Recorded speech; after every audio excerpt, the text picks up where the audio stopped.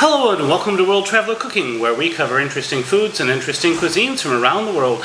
Today we're going to make a Lithuanian condensed milk cake. This is quite easy, supposedly. It's supposedly super easy. I unfortunately don't have any vanilla sugar, and I looked for vanilla extract, and I don't have that either. So I'm actually going to just use part of a vanilla bean that I'll just steep directly in the batter as it cooks. Probably won't give as much vanilla flavor, but oh well. We have a can of condensed milk. We should have a teaspoon of vanilla sugar. I'm just using about an inch of vanilla bean. 3 eggs, 100 grams of butter, teaspoon of baking powder, and pretty much those are the entire ingredients. This is super quick, super easy to make, and so let's go ahead and get started. First I'm just going to melt the butter, and then we'll just mix the ingredients together and bake it. So first thing I'm going to do is I'm going to basically add the recipe I found basically said mix all the ingredients together. I'm going to mix the wet ingredients first, however, just because I think that will help make sure I have a nice stable emulsion for the cake, but it may not be technically necessary. So there's the condensed milk, melted butter, and in go my 3 eggs. 1,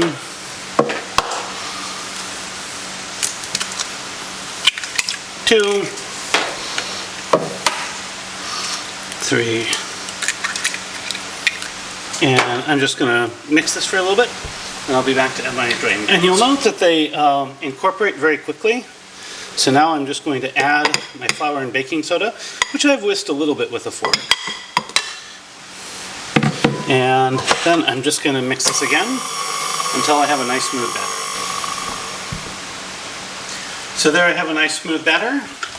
I'm now going to dump this into a parchment-lined baking dish and we'll bake it. So the consistency of this is unlike any other cake I've ever made, so let's see how this comes out. It also says bake 40 to 50 minutes. So I'm going to bake 30 and then go check. So we'll be back in as this gets done. Oven is preheated to 180 Celsius. So this actually rose quite a bit in the oven. And so I'm going to let it cool, and then I will do a taste test. So back in about 10 minutes to taste it. And now for the taste test. I'm going to start by just cutting myself a nice little piece here.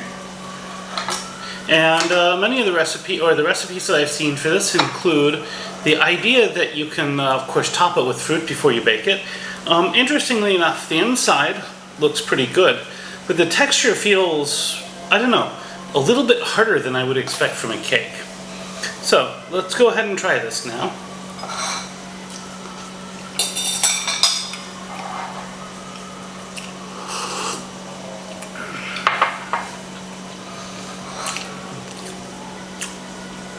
This is quite sweet.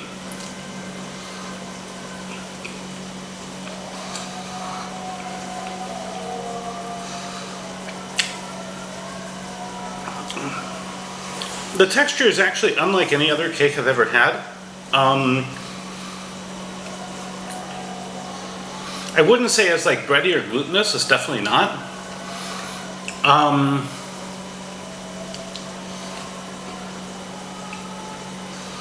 But it's not like that super crumbly cake either. It holds together really well, but it's not chewy. I kind of think this would do really well to have some fruit or something on the top. Certainly. It's nice as it is, but definitely could use with those, you know, that extra bit. And the recipe that I took this from, which you'll have a link in the description, does suggest you could put apples on top, which you've probably seen in some of my other Lithuanian cakes, or a can of peaches or things like that. So If you like this content and you'd like to see more of it, please like, share, and subscribe. If you have anything to say about this video, I'd love to hear from you. Recipes in the description if you're watching on YouTube or Patreon. Bon appetit. See you next week. This is, though, easily the easiest cake. I mean, it's going to be even easier than the possibility of making a cake from mix, by the way. So, see you next week.